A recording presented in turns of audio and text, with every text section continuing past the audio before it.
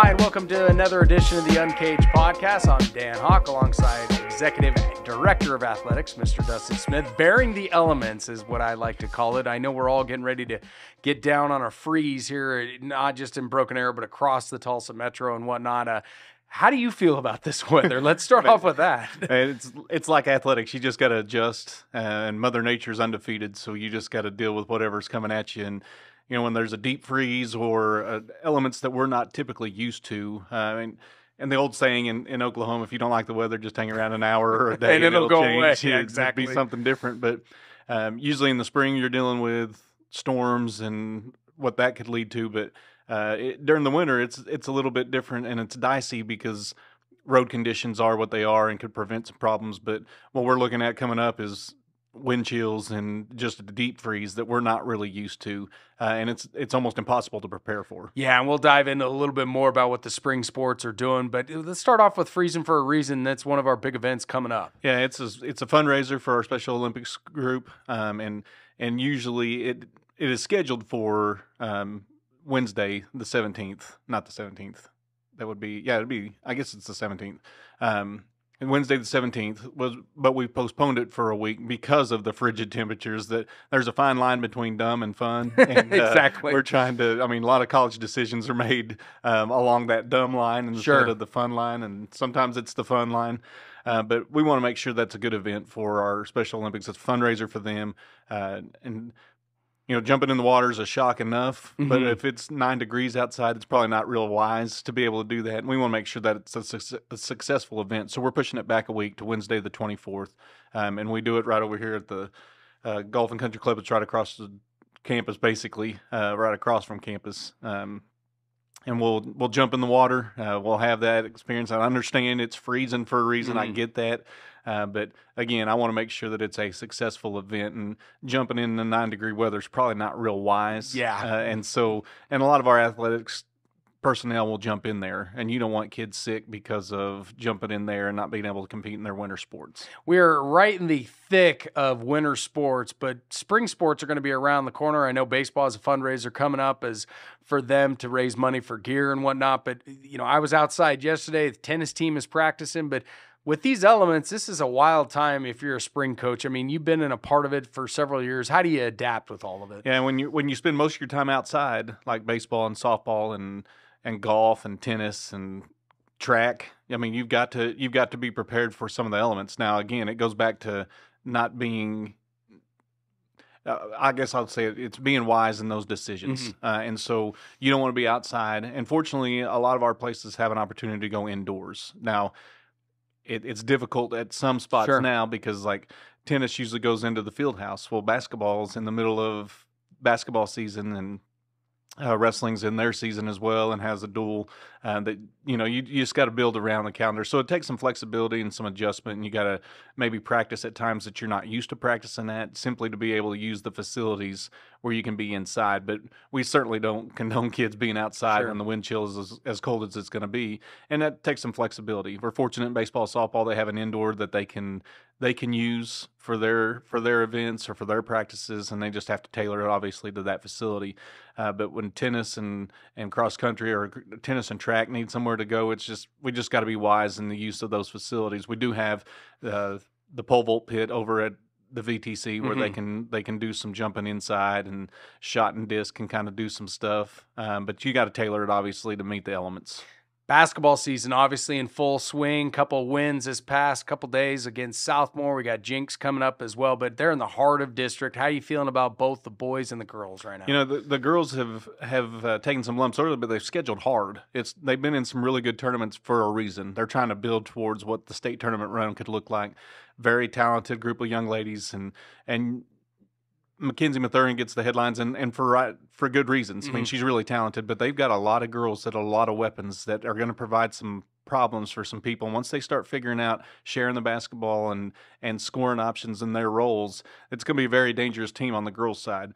The boys' side, and Coach Wallace and I can talk about it a little bit, but been impressed with how they found ways to win. Not always scoring, and it's a lot different than last year's team, but that's every team. That right. Every year you got a different team than what you've had before, and so it's fun to see how they've been excelling, how they've experienced success in the early going. I say the early going; they're in the middle of conference season now, but they'll play in a tournament next week, and we'll talk about that with Beau, I'm sure. But it's fun to see their experiences growing and our teams being ranked as highly as they are across the state. It's that time of year where the wins become even more important because, yes, they're going to step out of these holiday with another holiday tournament, but it's conference play for right now. Yeah, and this year's unique because this sets the tone for the postseason. It's no longer your rankings. It's not based upon that. It's how you finish in the conference, where what you do with regionals and area and all that. So you got to make sure that you're competing well now, and these 14 games in conference or in district matter. And so you're not worried about the rankings and falling back on that. You've actually got to deliver in the district play, and that's what the teams are experiencing right now. Most important thing, beyond just the action that's on the court, we need to pack the field house. I know that the student section have done Silent Night. They've done different events. Star Wars was this past game, but that's the most crucial thing. If you're a fan, you need to get out to the field house. Well, not just because of our student section, but the band's there. We got cheerleaders or the dance team, the Tigets are there, and it's really just a fun atmosphere, and our kids deserve people to be in the stands and being supporting and watching them, and it's a fun brand of basketball, both girls and boys, and you won't be disappointed being there. It's a lot of fun. It's a good opportunity to see and showcase a whole lot of things, not just our basketball teams and our coaches, but the spirit groups and your band and the student section. I mean, it's just a fun atmosphere, and we love that atmosphere to be rocking when any opponent comes into play here. Well, coming up next on our Uncaged podcast, we'll be joined by head coach Beau Wallace to get the ins and out of the boys team. Stay with us. Your side hustle keeps you moving. We'll help you get where you really want to go. TTCU Federal Credit Union. Life is better in balance.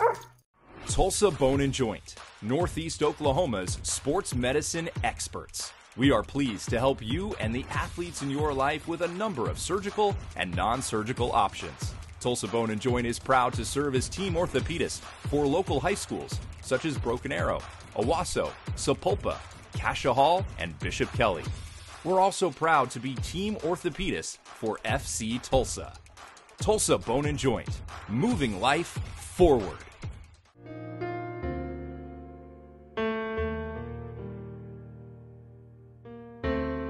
For families who like to build their wealth while staying liquid, we have flexible rate CDs to keep your funds working hard, even when you're not. First National Bank of Broken Arrow. The right balance. At Ascension St. John, you'll find advanced heart care, brain and spine care, and personalized cancer care. And we excel just as much in the things that can't be measured. Listening more closely, caring more compassionately. Life happens in a hurry. Our money experts will help you keep up. TTCU Federal Credit Union. Life is better in balance. And welcome back to the Uncaged Podcast. I'm Dan Hawk, joined by Dustin Smith, Executive Director of Athletics and head coach of the boys basketball team, Beau Wallace. Beau, big win over Southmoore a couple days ago. Now we got to turn gears to Jinx, but just overall thoughts on the team just as a whole right now. I like our team. I think we've got really good pieces. I think it's one of those things that I want them to be better, faster, and just having to remember that there's a lot of guys that haven't had a lot of experience and they're getting it on the fly and trying to learn and trying to process it all very quickly. Well, and Coach, we've talked about it multiple times, but this team's different than last year's team. And last year's team had a magical run, got to the finals, but this team looks different. And you've talked about some of these kids that are getting varsity minutes this year that haven't gotten that experience. And not only have they not gotten that experience, but they're relied on in moments that they've never been relied on. So they're learning in those moments. So talk about coaching to those kids that haven't been in that limelight yet, but are thrust into it. And not only are they thrust into it, but were needed to be able to, for this team to be successful. Well, it brings me back. There's one year that we had that kind of like the same thing, but those guys they didn't finish games. And I'm glad that these guys are finishing games. I think them being a part of our team last year, they always think they're going to win. And sometimes that's good and sometimes that's bad because, they don't understand how to lock in. But I think that's been the big thing for us is just getting them to that point where where they know all the little things that go on, because the inexperience in 6A basketball is huge, and we have a lot of it. And so my coaching towards that is we're doing a lot more things individually with our kids and having different conversations with them, trying to help them out the best that we can, because it's not the team of last year where those guys got a lot of minutes even the year before and just kind of blended in. And those guys had all played together when they were 4th, 5th, 6th graders. So they had a lot of chemistry. So this group isn't the same as far as that. You've got some that do and some that don't. And so just trying to figure it out. So it's challenging, but it's the fun part about coaching. You were bringing up the, fresh faces making the lineup. Ace Clemens is one that definitely stands out to me. Tall, lengthy kid, starting to put on some weight, and he's going to be a force for you down the stretch, it seems like. Yeah, and with Aces, he hasn't played in, he's a senior, and he hasn't played in 2 years that he's been with us. So just trying to get him acclimated, and really he hasn't played a lot of basketball even where he was before. He's almost like he's an 8th or 9th grader as far as learning how to play at a high level, and he didn't get all that stuff in the places he was before he came here. And you talk about some fresh faces, but there's one steady. And yeah. We'll talk about DJ being somebody who's played for you since his freshman year.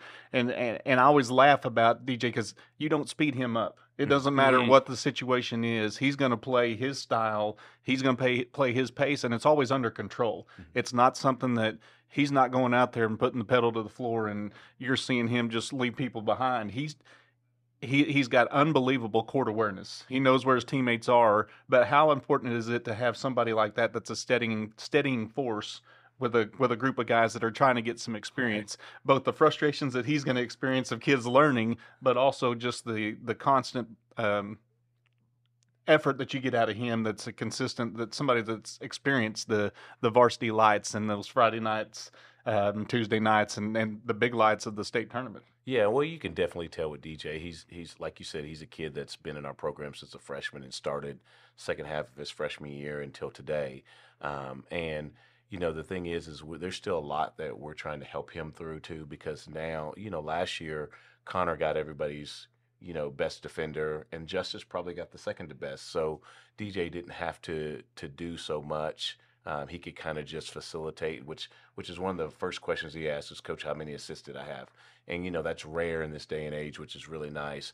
But now we're expecting him to score the ball, to bring it up, to defend the best player sometimes, and to rebound and to do all those other things. And so he's having to learn how to play when he's the guy being counted on. And, so it's a little bit different for him too. And we're trying to help him maneuver through that as well.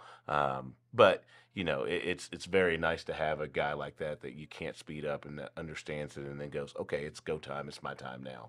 Well, and what I've been impressed with him is just his consistency. But on the defensive end, he doesn't foul. Mm-hmm. He may foul once or twice, but you don't ever see him in foul trouble just because he's quick with his feet. He plays defense with his feet, not with his hands. Right. And he's able to move and adjust, and it's often the other team's best player that he's got to guard and he's got to pick up, but he does so without complaint. He just gets out there, and it's got to be a coach's dream to be able to say, all right, he's a great offensive player for us, but he will lock down defensively if we need him to, and he fills a lot of roles for you. Well, absolutely. He's probably our leading in assist and probably leading in rebounds right now, which, those are two big factors that we have to have. And so we've got to get other guys that kind of take some of that pressure off of him. But yeah, it's great to have him in that lineup to be able to do some of those things. And I think he's very, very smart and intelligent. Like, hey, he gets a quick first one.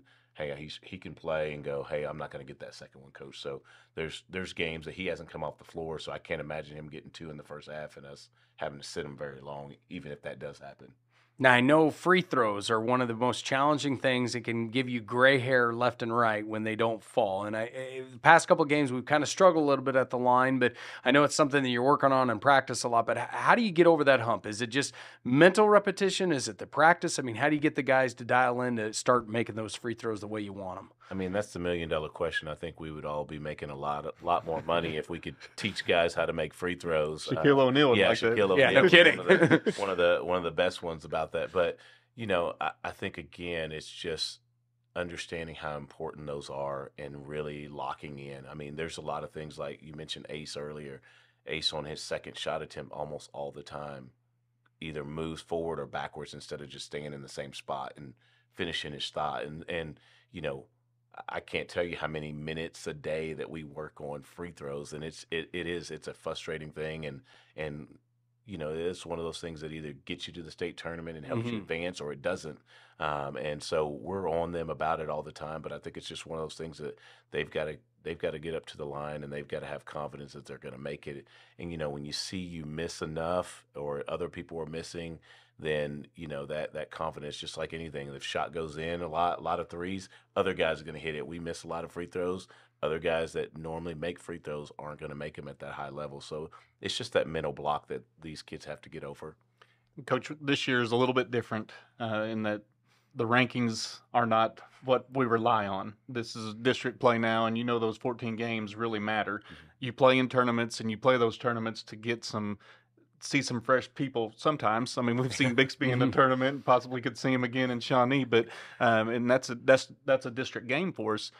But talk about the importance of conference play, or district play is what we call it here in Oklahoma. In Arkansas, it was a conference play. But talk about the importance of district play and the importance of playing night in and night out and not taking a night off. Well, and that's exactly what we said about the Southmoore game and I told the kids, I said, I feel like, you win a game, you feel like you lose because you didn't do certain things. You didn't close the game out.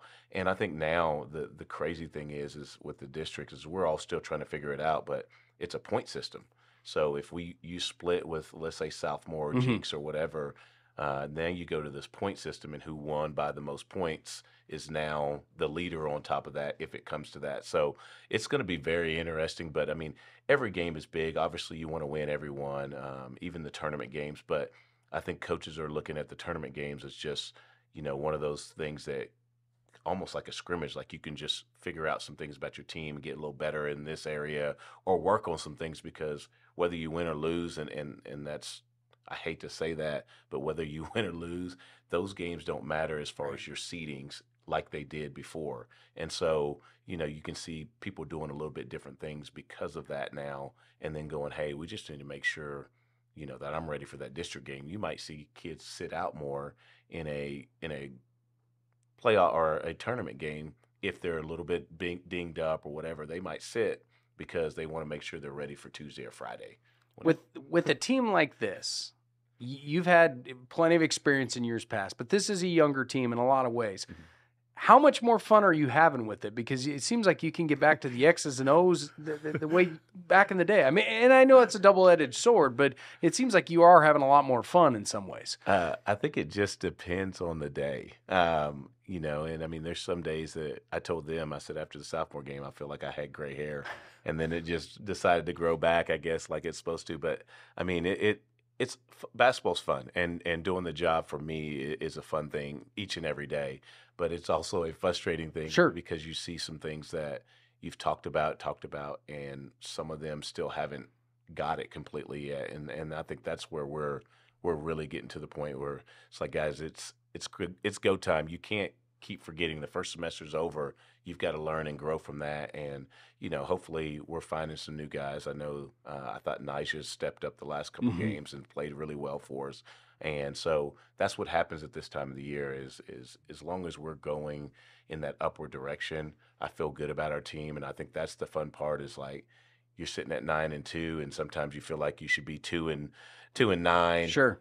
But your kids are finding a way to win, and win close games, win overtime games, win blowout games. And so that's the That's the fun part about it for me. Well, and we talked about it almost every time I send you a message after a game or I talk to you after a game. I tell you there's no such thing as an ugly win. Mm-hmm. They may not be as pretty as others. That's right. A win's a win, and it doesn't matter how. And sometimes, like Tuesday night, you come off the court and say, man, it's so frustrating because of that situation. But then you go in the tournament and you score 70 points in a game. Mm-hmm. I mean, it's just a roller coaster ride. And for somebody, I think for our kids to, you and I have talked about this, to appreciate winning at this level. It's not a given that just because we go out on the court, we're going to win. So that mindset of every win is not, there's not such a thing as an ugly win. Every win is pretty. It just may not look as good as the other games, but you're comparing it to that game and not the other games. Right. And I think that's the thing that we've kind of started saying pretty much since the break is you got to celebrate the little things. Mm-hmm. And I think this team has to do a better job of that. I went into the locker room after one of the games and started cheering, and they just looked at me like, yeah, why are you doing that? And I'm like, guys, it's the first game of 2024. You won in overtime. It wasn't it's just not easy to win. And I think sometimes because of the team that they were on last year, they just feel like, yeah, this is what we're supposed to do. It's second nature. Yeah. And that's good, but you still gotta enjoy those things too. Well, Coach, we appreciate you jumping on the Uncaged Podcast. I want to thank Dustin Smith, our Executive Director of Athletics. Until next time, go Tigers.